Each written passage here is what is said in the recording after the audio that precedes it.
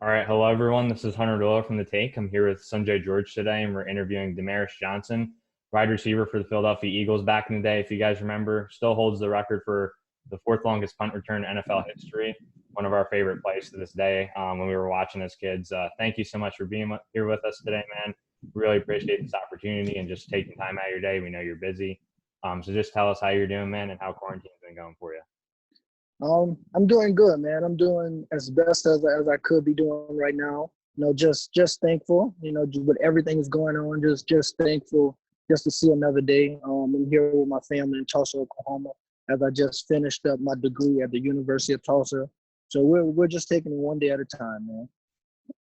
Awesome, man. Great to hear. So, for those who don't know you, or were kind of too young to remember watching you play, um, tell us a little bit about yourself and how you got into football and just your journey through your career until this point. Um, I will start off by saying I'm a 5'8" guy weighing 170 pounds. So if you see me on the street, you wouldn't know that I played 4 years in the NFL and that I played wide receiver. You would think I played like cornerback or running back and things like that. But as a young child, my family was very athletic. I mean, from the girls to the boys, so it was something that trickled down.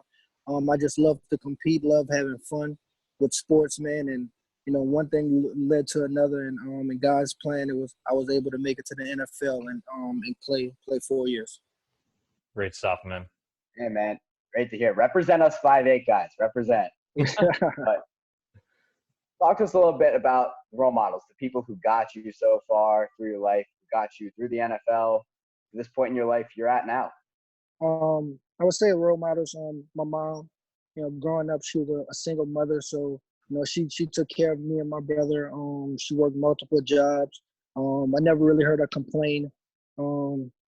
Just watching her work ethic and that, it kind of trickled over to me when I started playing sports. That I had a work ethic, and I wasn't the biggest guy, I wasn't the strongest or the fastest guy, but I just tried to work hard and just tried to give it my all, man, and just love the game and give it everything that I have. So I would say my mom and a bunch of my family members. All right. Great to hear. Anyway, so you just mentioned Tulsa a little bit, finishing out your degree there. Talk to us about your college career there and how you were able to have so much success, like you said, as a 5'8" receiver and as a return man.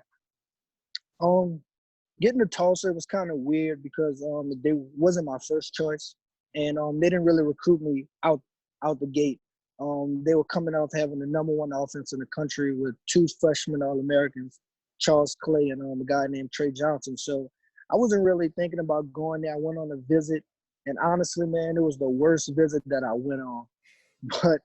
But it was something. It was like, meeting with the coaches and seeing the game plan and just that offense. And Gus Malzahn was the offensive coordinator at the time. And just talking to him, man, he was just saying, man, you would fit in perfectly with this offense. And I kind of thought about it, went home, and I'm like, man, I know people are going to say I'm crazy because I had a chance to go to like TCU or Minnesota and things like that. But I chose Tulsa. And it honestly was the best choice of my life, man. I came in, played really well, got freshman All-American honors, was an All-American some sort of way all 3 years that I played. I enjoyed it, man. I think they used my abilities and they allowed me just to prosper in the offense. And it gave me a shot to make it to the next level, which I did as an undrafted free agent. Awesome stuff to hear, man. I mean, I'm not a student athlete, but I know it's funny you mentioned that because when I came to visit one of my schools, I was like, I'm never going here after it. And now Yeah, I'm there and I love it. And it's, best decision of my life. So it's crazy you mentioned. yeah. But moving on a little bit. So you kind of came to the league, you mentioned you're 5'8". You're coming from a little bit of a smaller school. Did you kind of embrace like almost an underdog role coming into the NFL? Um, I wouldn't say an underdog role. Honestly, man, at a young age, I always thought like I had a chance to play in the league. But being a kid, you don't see that it's only 1% of people that make it. You don't see that you're a smaller guy at times. You just work hard and you just try to make the best out of every situation. So when I got to the league, man, I was just thankful for the opportunity. And I knew I had some ability. And once I got there and I started practicing with the guys, and things kind of slowed down for me, and I was doing way better than I thought I was. I wasn't underestimating myself, but once I got there, I was like, man, I can make some plays out here, man. I can kind of be a difference maker. And just being in that offense and being in Philly, man, it was one thing led to another.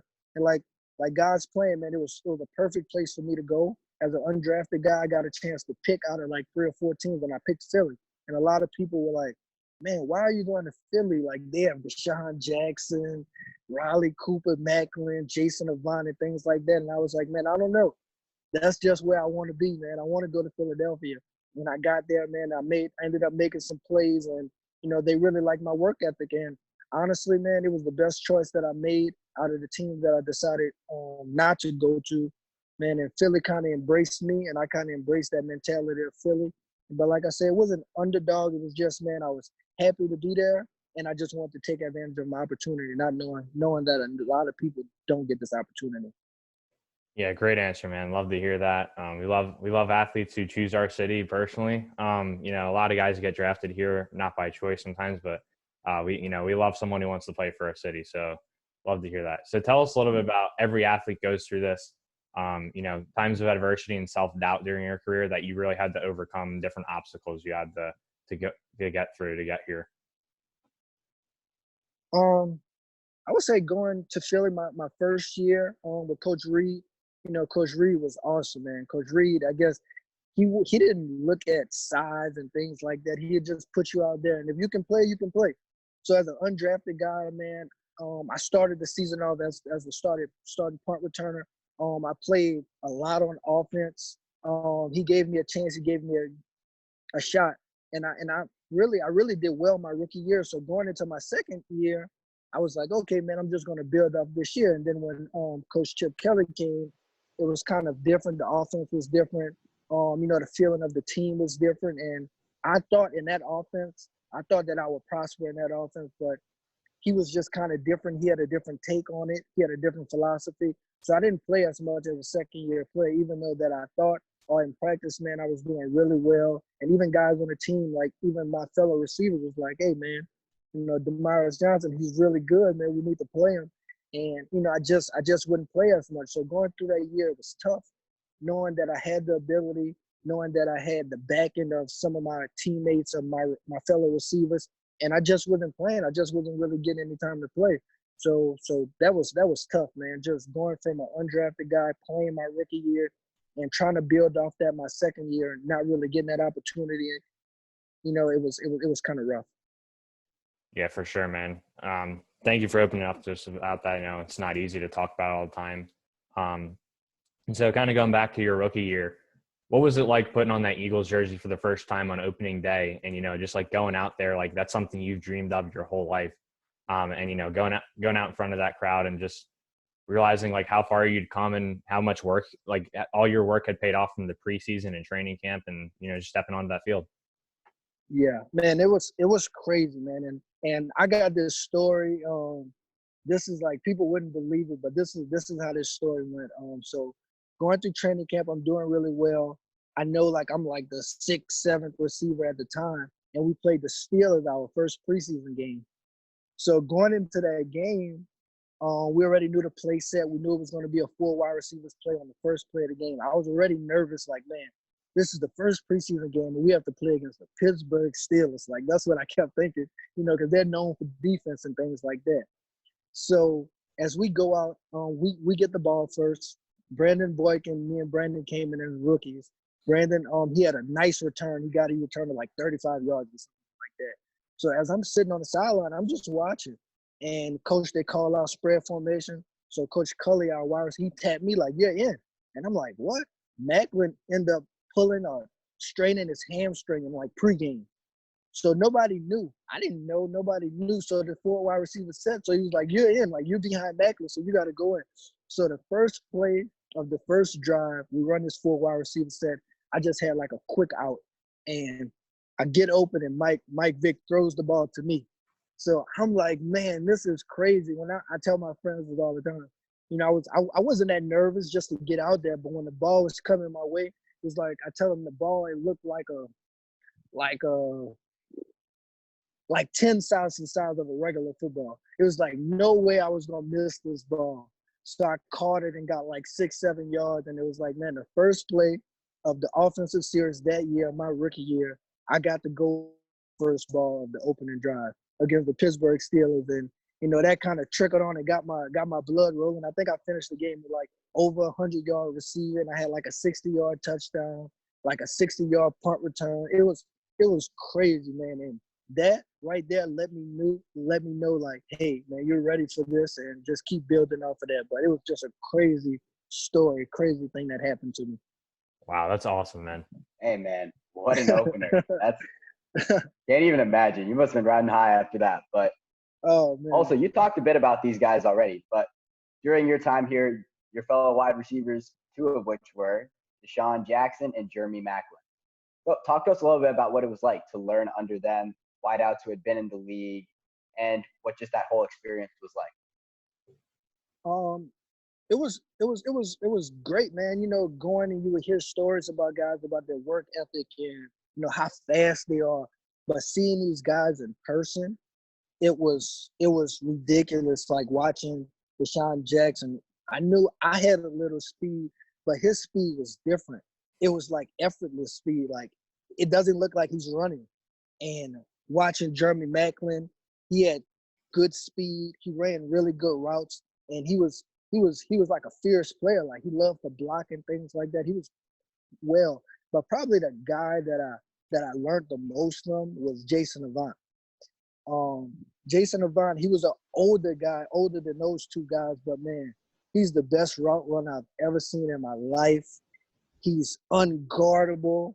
He's not that fast, but you just can't guard him. He's just determined. And just as an overall person, man, he taught me off the field. He's a God-fearing man, and he just taught me so much as a young player going into the league about being professional and things like that.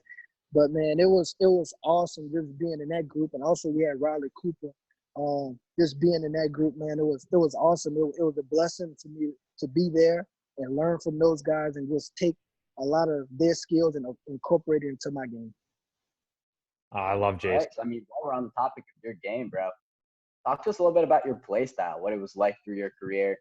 And you talked to us about some of the wideouts on our team who helped you. But before them, were there any other wideouts which you modeled your game after? Well, I would start off by saying probably the wideout that I like the most is like Steve Smith. I like Steve Smith in the Panthers just because, he was a smaller stature guy. He can get open. He was fast. He was tough. He can make contested catches. He can do it all. And for me, I would say my playing style was similar to that, but I felt like I was a little more shifty than Steve, and I would avoid a lot of contact most of the time. So if I see guys coming there trying to hit me, I'm trying to make a miss. Steve was a guy, he would try to make a miss sometimes, but sometimes he would put his head down and try to run him over. And for me, I wasn't doing all that, but that's how my playing style was. Dang, I get that, dude. There's I don't know how many of you watching this interview will know this, but I enjoy watching the Panthers on the sides. I remember me some prime Steve Smith, man. Yeah. That boy would run you over. Mm-hmm. Now, we've been through it, the wide receiver core and the people you've learned under a good bit now, but what was the locker room chemistry like when you were with our birds, man? It was great, man. It was great. Everybody was there. We had one goal of winning. And that first year with Coach Reid, I tell people we went 4-12 that year. But if you look at a lot of those games, like they were really close. We were really talented. It was just we just wasn't getting that break, man. Things wasn't falling our way. And we were competing in every game, but we just wasn't coming out with the wins. But as far as the locker room, man, the guys, man, it was great. Like playing with Michael Vick, like Jason Peters, LaShawn McCoy. On the defensive side, Brandon Graham, all of these guys. We even had like Nnamdi Asomugha my rookie year, and Dominique Rodgers-Cromartie. Like all these guys were competing. All these guys were serious about their craft. It's just that things didn't fall our way as far as the win category. But that team, man, it was good. It was great to be a part of. And as a rookie, it helped me a lot as a rookie. Definitely, man. Great to hear. Love to reminisce about some of those older Eagles players. Miss some of those guys. And so going on to the regular season that year a little bit, in week 3, you guys had a tough loss to Arizona early in the year. But, I mean, you had a pretty big game, though, with 85 receiving yards. You got pretty involved. So how special was it to kind of like, you know, you still want to win the game, and that's most important, but that's your rookie year, so that's like a big thing to have that game early on. So how special was it to just kind of like burst on the scene like that? Man, it was really special. It was really special because starting off, they had a guy on their team. His name was LaRon Bird, and he was kind of on practice squad. And me and him grew up together. So, and we both were rookies that year, so I got to meet him before the game and things like that. So it was a great experience growing up with a childhood friend and both of us playing against each other, being in the NFL. But as far as that game, you know, it was great. They threw me out there because I think Mac was hurt, so I kind of started on the outside. So it was me and DeSean Jackson on the outside. So basically, probably the smallest 2 starting receivers ever in the NFL history, probably if you look it up. But man, we played well. I played good. Mike looked for me a lot that game. I think I had like 4 or 5 catches, and it was great, man. It was a great feeling being out there, and that was another stepping stone for my confidence. It's allowed me to know, man, you can go out here on the outside and you can produce. You can produce against guys like Patrick Peterson. You can catch balls against guys like this. You know what I mean? You can play on the road. You can be a punt returner in this game and just produce. And for me, man, it was great for my confidence, and it allowed me to know that my coaching staff believed in me. And you know, as an undrafted guy going out there, man, it's just dreams come true. And it was a great feeling. For sure, man. Great stuff to hear. And then we talked about this at the beginning of the interview, but that punt return, man, against the Cowboys. So you guys were down. You guys were down 9, and this was a punt. I mean, most punt returners probably wouldn't have taken it out from that far back, but you know, you decided to take it out, and you made the defenders miss and got us back into the game. We ended up falling short, but at that point, that was a huge play. So, kind of tell us what was going through your head as you fielded that punt, and like, you know, as you're starting to make defenders miss, and just you know, about how special that play was to you. It was kind of predetermined on me. I knew that I was gonna, wherever the ball went, I was catching it and running. It was just from early in that week studying their kicker. The guy had a strong leg, and when he would get to a certain part, he would just try to kick it into the end zone. So, but I knew when he did that, and if he didn't get it so high, I would have time to catch it. He would kind of outkick his coverage. So when he kicked it, I knew it wasn't that high. So I was like, oh, I'm taking this out anyway. And I actually caught it on the 2 and like kind of went back into the end zone a little bit. And when I caught it, I had room. I had like 10 yards between me and the defender. So I knew worst possible, I was going to get it back to like the 15, maybe 5 yards shorter than where we would have had it. But man, when I caught it, I kind of saw it open, and I made like 2 guys miss, and then I hit it.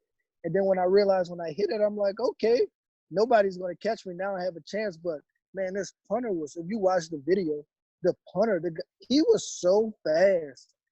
I was running maybe like 90% because I'm thinking, okay, the punter's not going to catch me. But as I kept running, he was getting closer and closer and closer. I'm like, man, this guy's going to catch it. So I kind of hit another gear at the end. But man, that was great. Like 98 yards punt return. I mean, that's unthinkable, because you're like, who's really going to catch the ball on the 2-yard line to run a punt back that far? But like I said, it was predetermined. It was shout out to my special teams coach who coached us up and allowed me like to pay attention and know, man, this guy's going to try to outkick his coverage, and I'll have time to take it out. It ended up being a really big play and giving us a chance to win the game. Yeah, for sure, man. That's still one of my favorite plays to this day. You know, as a kid, it was tough watching that season for the most part, just because it was, you know, it wasn't the best year. And, you know, that tested my true fandom as a kid. But, you know, moments like that made it worth watching. So I appreciate you for that. Yeah. And so kind of talking about, that was Andy Reid's last year. You know, things just kind of didn't fall into place that year. Still a lot of talent there, but just tell us about like What really makes Andy Reid so special, and just kind of give us an inside scoop on like how much of an offensive mastermind he is and just a great coach he is. Yeah, I think what Coach Reid is that, you know, he's a player's coach. He just gives respect. He's a respectable guy. You know what I mean? He's not about, you know, guys, they coach different ways and guys respond to coaching different ways. But Coach Reid, you can tell he was a technician as far as his offense, how he draws it up, how he develops it. But he understands it's not going to work perfectly every time. You know what I mean? So he kind of has a play or to back this up, to back that up. But Coach Reid, man, you can tell he was a family-oriented guy. And that year, it was tough, you know, because that year his son had passed away during our training camp. And, you know, it was tough, man, just to see him. And when that happened, he actually came and met the team and, you know, told us about it and things. And it was, you know, just watching how strong he was, you know, just to come up. You know, he could have just left and went home, but he still wanted to meet the team and talk and things like that. So that started the year out being tough. But Coach Reid, man, he's a player's coach. He's great at what he does. He's very respectable. And honestly, man, I'm honored to even have that chance of playing for him that one year, even though we didn't win as much. But, you know, it was great, and it felt so good watching him this past year win the Super Bowl. You know, just pulling for him as a guy, as a coach, knowing how much he's been through. You know, people put that over his head that he's won a lot, but he's never won a Super Bowl. And by him winning the Super Bowl, man, it felt great just to watch that. For sure, man. Great stuff. Okay. Great answer. Hey, man, love to hear it. But you talked a little bit about Coach Reid. Love to hear that from you. But earlier in this interview, you also mentioned Chip Kelly. And you were a bit nicer about it than I would have been, because personally, his time with us wasn't my favorite as an Eagles fan. But how were things different in the building when Chip Kelly came into 2013? What was the new outlook by the team? How did the players feel? What was all that like? I felt that with Chip, he was just different from Coach Reid. You know, I'm not into like bashing anybody or talking about anybody, but I would just say he was just different. His philosophy was different. He was more of a guy to say he felt that his offense will win the games more than the players. You get what I'm saying? He felt as if he can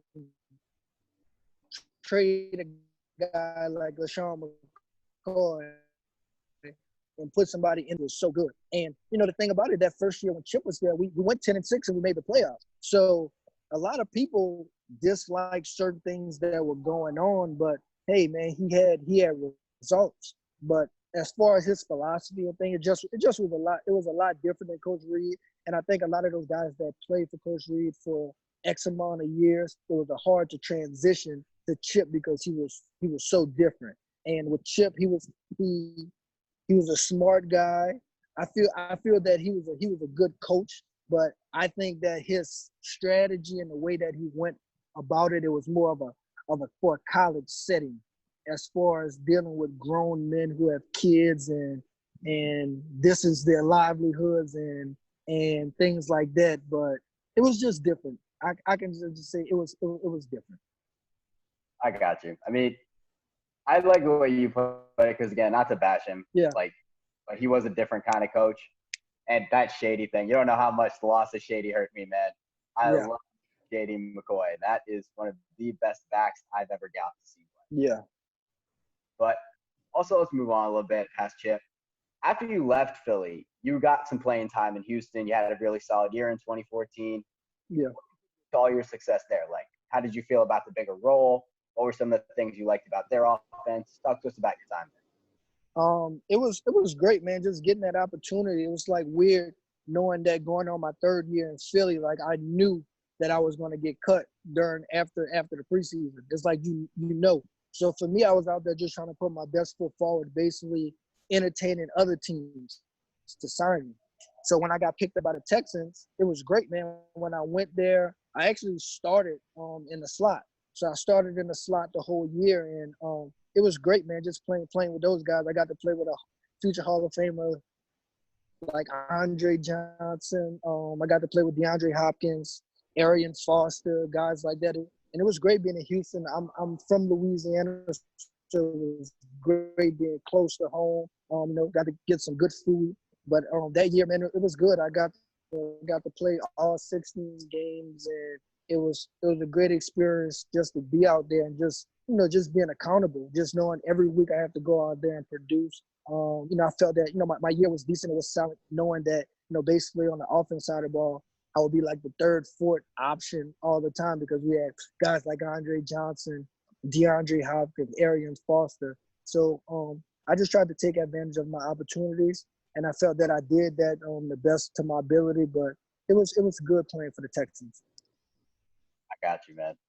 And yeah, I mean, rip D-Hop now in Arizona. Actually, don't rip D-Hop. He's gonna have a great time playing with Murray. Rip the Texans for trading him. But anyway, like you said, you had a good long 4-year career in the NFL. But you know this. Every game you got to match up with somebody on the other side of that line. There's somebody out there waiting to target. Talk to us about who was one of the toughest cornerbacks you faced. Give us one or two.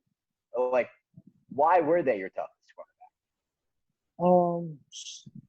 I would say probably the toughest two that I faced personally, not saying these guys are the best, but personally that I faced, I would say my rookie year, matter of fact, the first regular season game, we played the Browns, and I got to play against Joe Hayden.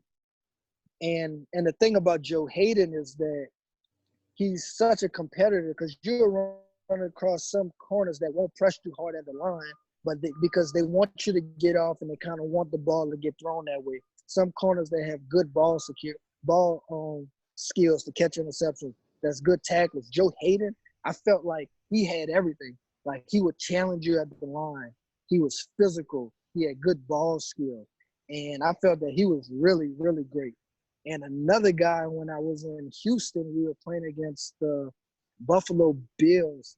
And I think it was Roby, the guy Roby that plays the slot. I can't think of his first name, but he played the guy. Roby Coleman? Yeah, the guy that that made the play for the Rams that hit the Saints defender. Yeah, him. Yeah, him. And the thing about it, I was at that game. I took my son to that game. As a matter of fact, I got some tickets through No, that was a different game. Yeah, I got some tickets through Kurt Coleman that played for the Eagles. Yeah. Remember Kurt Coleman? Yeah. So Kurt was playing for the Saints, and I ended up getting some tickets to that playoff game through Kurt. But the guy Roby, man, he's just like a gnat, man. He's all over the place. He's tough. He's physical. He's small, and you could tell he plays with that chip on his shoulder. So personally, those two guys, it was a tough matchup. Not saying tough where I didn't catch any balls or anything, but just every down, like, man, you got to come with your best because these dudes are coming. They're after it every down. No plays off. Yeah, for sure, man. Hey, man. We're glad. Love to hear that about Coleman, especially. I don't know if you know this or not, but is he in Philly? Go ahead, is he in Philly now? Yeah, he's in Philly with us now. So I was gonna say, yeah. We're super excited about having him. And so moving on a little bit, after your time with the Texans, you spent a very short time with the Patriots. I believe it was only one game. So everyone hypes this up. This is a big question we've been wondering about. There's always all this talk about, the Patriot way, and they have like their own specific system for doing things. So kind of just give us like an inside scoop on what it was like to play under Bill Belichick for a short time and just kind of how their system works and how they have their way of doing things. Yeah. So it's weird because if you think about the Patriots way, like when people hear it, you would think, man, you go there, structure, Belichick's a drill sergeant. He wants everything done perfect, but man, it's not that. It's really like opposite of that, honestly. It's like when you get in the locker room, like I'm sitting in the locker room and we have meetings for like 10 o'clock and it's like 9:53, 9:54. So I'm like, okay, you got to be there 5 minutes early. So I'm watching. I'm a new guy. So I'm waiting for when everybody gets up. I'm watching Tom Brady. I'm watching other guys, and I'm like, I'm waiting for these guys to get up to go to these meetings. It's like 9:57. 9:58, 9:59. I'm like, meeting at 10 o'clock. Nobody got up yet. And as soon as like 9:59 with like 25 seconds, like guys start to get up and stroll into the meetings. And I would say, man, the Patriot way from what I experienced, you know, the culture is really laid back as far as, you know, going to meetings, going out to practice. It's just that you know what you're getting yourself into. You know you need to do your job. So when you go out to practice, man, know your responsibilities, be accountable, go out there, practice hard for about an hour and a half, 2 hours, get your job done, study, and go back. It wasn't what people would think that Bill Belichick screamed for the most part, and guys just knew what they had to do, and they knew if they wouldn't do their job, then hey, they'll find somebody else to do it. Yeah, for sure, man. And you know, the media makes it out to be a big thing, so we wanted to ask about that for Great sure. to hear that, man. Like you said, like the Patriots way has a certain reputation, has a certain brand. Yeah, for sure, man. And so you had to hang up the cleats at one point. Oh, sorry, my connection was a little off. Can you guys hear me right now? Yeah, I think he just left. A little bit, yeah. But we can keep going for a little bit without him before he gets us back. So our next question we have on here is, it was a 4-year career like we mentioned, which is a lot longer than a lot of players can last in the NFL. And again, kudos to you at 5'8" for being able to do that at the wideout spot of all places. But how tough was it in that end point where you were like, it's getting to be a bit too much, like, and you had to hang up your cleats? What did that feel like? It was a little conflicting. I was in Tennessee for my last year.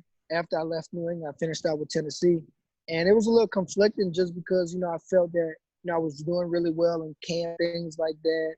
And when I ended up getting released, you know, it was kind of weird because as an undrafted guy, if you can play, they'll release a veteran guy because the money wise, the cap wise. So if they can get a guy that's way cheaper and a guy that's close to the ability or maybe better than a veteran guy, they'll release that veteran guy. So for me, I kind of felt in that way where I felt that I was doing really well, and of the receiving staff that we have, you know, I felt that I was pretty much almost close to the top. And, you know, they just had a lot of young guys, so they kind of had to make a move where they ended up releasing me, you know, for like a cap space thing or something like that. So I knew it wasn't nothing dealing with my abilities. And that's like the thing that bothers you the most, where it's like, hey, man, like, I can play. I'm productive. And you still get released, and it's like, oh, it's kind of conflicting. So after that, I kind of knew, like, you know, I played 4 years. You know, I was a vested player. You know, I got a retirement, I got a pension and things like that. And, you know, it was conflicting where I was like, you know what? You know, I just had my second son, and I was like, man, you know what? I'm good. I'm done. I feel great that I was able to play 4 years. You know, I don't have any what ifs because I played at the highest level. I played against the better players in the world. You know, I succeeded, I competed, and I felt like I gave it my all. So when that time came, it was like, okay, man, it's cool. You know, I kind of it's on to the next chapter of my life. Yeah, definitely. All right, great to hear. Yeah, sorry, What's up, Hunter? Kicked out the meeting for a second there. Thanks for being patient with me. But so kind of talk to us about we learned a lot about your career already, but you learned under wide receiver coaches as well as veteran wide receivers. So talk to us about like just some that really stuck out to you, if there was like one or two that were kind of like really impactful on you. Like I said a little earlier, like Jason Avant, just being with him and watching him. Like I said, man, the guy was a technician, man. As far as his route running, he was unguardable. You know, he just knew where to be at all the right places, man. And he was awesome, man. And just watching the way that he would decelerate and accelerate out of breaks in the middle of routes. So I kind of took that and put that into my game. And as far as a wide receiver coach, even in Philly, like David Culley was our wide receivers coach. And man, he was awesome because, you know, he held you accountable. He was a good teacher. He would allow you to be yourself. and he would try to incorporate certain things into your game. And he was just a great teacher. He was a people's person. He knew how to talk to guys. He knew how to handle guys. And those two, man. So I would say, man, Philadelphia was a great place for me. Great stuff, man. Yeah. Love to hear that. Especially, we're all hoping our wideouts next year will show a little bit of that, what you're saying. But let's talk while we're on the topic of wideouts, man. We got a lot of good ones in the league today. And I'm going to change our next question to this a little bit. What we have down is for me to ask you, who's your favorite wide receiver? But I'm also going to ask you, who's your favorite wide receiver to watch? Who is your favorite to watch, and who do you think is the best in the league right If I say, it's hard. It's hard to say who's the best because, man, these guys are just like Julio Jones, OBJ. I like Jarvis Landry. I like Keenan Allen. But for me, if I had to point out who's the best, who I think the best is, I would say it's a tie between Julio Jones and DeAndre Hopkins. I would say Julio Jones because, man, he's a beast. He's a physical specimen, but he catches everything. He's fast. He's tough. And I would say DeAndre Hopkins because have you ever seen DeAndre Hopkins miss a pass?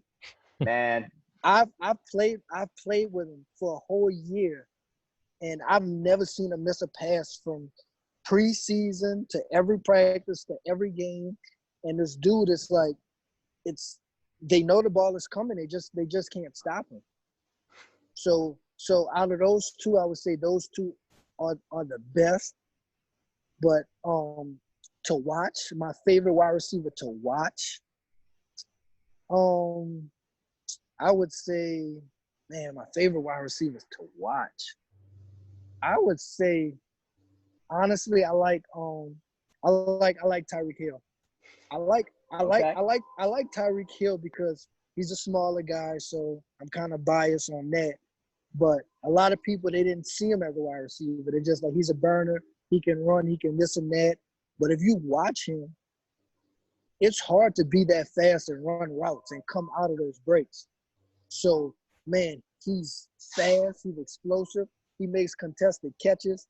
And you never know what you're going to see. He may run on one side of the field, run on the other side of the field. So he's the guy that I love to watch the most. I would say Tyreek Hill. I got you. All great answers, man. Anyway, we've already been through this a little bit with how it felt when you got out of the league, but what do you miss most now that you've been out of the league for a while? What do you miss the most about it? Man, I would say the most I miss about it is probably just the locker room. The locker room, just the camaraderie with the guys. It's like you're with these guys more than you're with your family for the most part. So just that, and it's like, you won't get that anywhere else. Like, especially after becoming a professional athlete, that fire that you have, that competitive, like it doesn't go away at all. But you won't get it doing any other job. Like you just won't find that.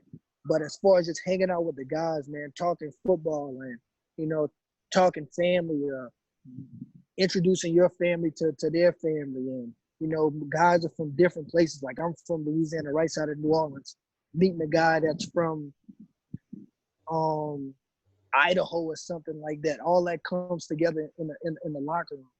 And so it's just that camaraderie with the guys. For sure, man. Love to hear that. I mean, it's so important to just like, we focus on, as fans, we focus on the football aspect of things so much, but really it's important to know, like, you guys aren't just players, you got personal lives. I mean, I know like Carson Wentz, his family and like another, like I remember Golden Tate got traded here and he like opened his home for Thanksgiving because, there was tough to get the family. Just like, it's great to hear about that aspect of the football world. So moving on a little bit, I love to ask Philadelphia athletes this question. We're both Philly fans, but does any other crowd in the NFL compare to Philadelphia?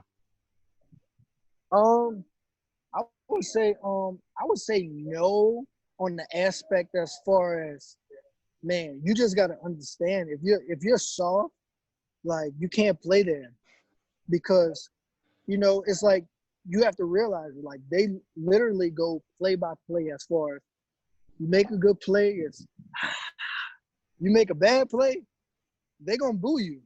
But it's not that they're saying you suck or anything like that.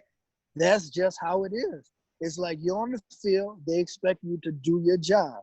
And that's if you go anywhere else, if you get a guy that's a plumber and he comes into your house and he fixed your toilet, you're like, hey, good job, man. If he comes in the next time and he messes it up, you're like, what's going on? Like, what's the problem? You just got to look at it in ways like that.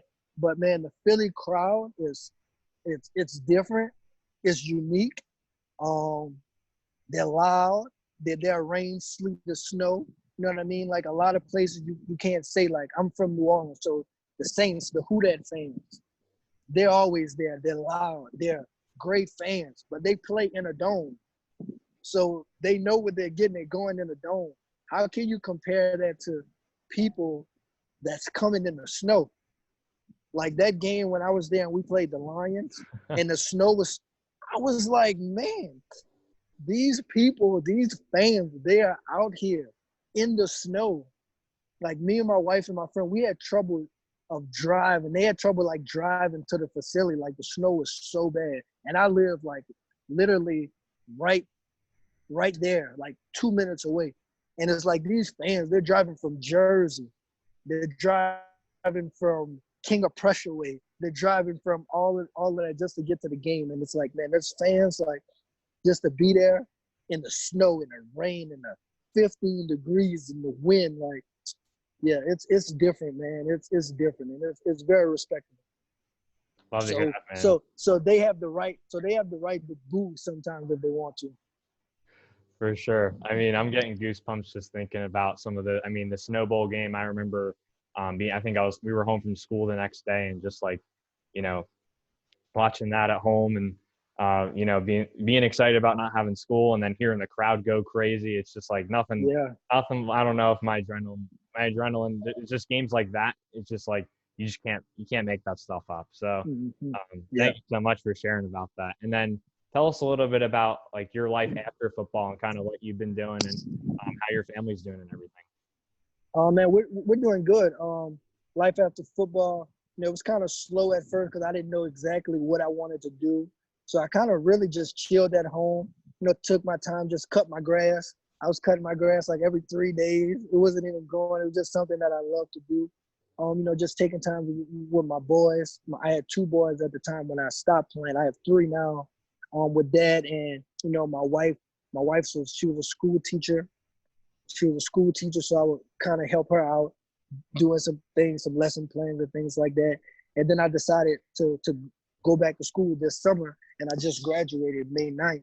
So, man, so now I'm done. I'm a college graduate, so now I'm thinking about things I want to do.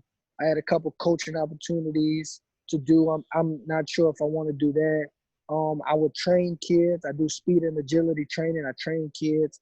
I mentor, and so I'm just kind of moving into that next phase, man. And right now I'm kind of in the process of do I want to coach or do I want to open up my own training academy and things like that. So, but we're just taking it one day at a time, and with this pandemic, that's all we can do. Take it one day at a time. Just be thankful, just to see another day and just move in the right way. Of course, man. Great answer. Congrats on graduating from Tulsa too and finishing up your degree there. And we wish you the best with if you want to be a coach or whatever your future plans are. We'll keep you in prayer. It's a tough decision. Yep. So best of luck. We're going to do a few get to know you questions just to finish off, just for fun. Okay. So another football related question. What's your favorite? I mean, we kind of talked about the Philly crowd already, so we might know the answer to this. But what's your favorite stadium you've played in? My favorite stadium to play, was Philly, my home stadium. But overall, just to play a game we played the Saints on Monday Night Football in New Orleans, and just to be from the New Orleans area, going home, playing against the Saints on Monday Night Football, man, that was crazy. For sure, man. Yeah, that's a special stadium. I mean, must have been surreal playing there as a player. And you're from there, like you said. And Yep. another locker room kind of question: what's your favorite, or who's your funniest teammate you played with so far? Funniest teammate I played with so far, man. I would say from I would say either Chris Polk. When I played with Chris Polk in Philly, Mm-hmm. and even when I was in Houston, he came to Houston, man. That dude is hilarious. I would say Chris Polk for sure. Awesome. Great to All hear. right. Okay. All right, man. Favorite place you've ever been? Favorite place I've ever been? I would say I went to Montego Bay, Jamaica. I actually went there for my honeymoon, and it was great. You know, just to be in Jamaica, you know, just to eat some of that real Jamaican Caribbean food and things like that, and it was nice. It was nice to be out there. I got you. You also talked being from Louisiana, man. And like you said, they got that good food there. I've been down there once. They got that good food there. So what is the best restaurant in your hometown? The best restaurant in my hometown, I would say, man, I would say maybe I would say my mom's house, man, or like my family member's house, man, because, you know, it's different. Like when people come to Louisiana and they go to restaurants and things, like you're not getting the real flavor, the real Cajun, the real Creole. It's like, you know, it's kind of prepped up a little bit. So I would say, man, just a home cooked meal, man. I like to cook myself, and nothing beats a home cooked meal for me. Yeah, great answer, man. I'm already getting hungry just thinking about that. Shout out moms for always bringing that home cooking. Yeah. Well, Damaris, thank you so much for your time, man. We really appreciate you. We know there were some technical difficulties during this video, so we thank you for your patience and just like sticking with us and just being willing to go through this interview with us. And we miss you in Midnight Green, man. We honestly could have used you last year. We had an injury plague. I don't know if you saw. We were desperate. Yeah. I mean, we were down to like. I saw Josh McCown line up out there. Yeah, we were down at receiver. Yeah, that was I was a little worried that night. I thought it was going to come down to that, but yeah. But thank you for your time, man. Is there anything you want to say before we sign off? Oh man, I just want to say, man, just thank y'all, man, just for reaching out. This was really great, man. I definitely enjoyed this interview. I thank you guys, you and Sanjay. I think y'all guys do a really good job. You know, you have really good questions. You know, I think this is a start of something, you know, for y'all starting right now, but I think it's going to evolve, man. I can see you guys growing, man, in this industry, and just thank you, man, and you know, just blessings to you guys, and just be careful, man, in this pandemic, and just like I say, we can't do nothing, just take it one day at a time, man. Definitely, man. We appreciate that more than you know. Like that really does mean a lot to us. So stay safe to you and your family as well, man. And we'll see you later, Damaris. Thank you. All right. Thanks, guys. Thank you.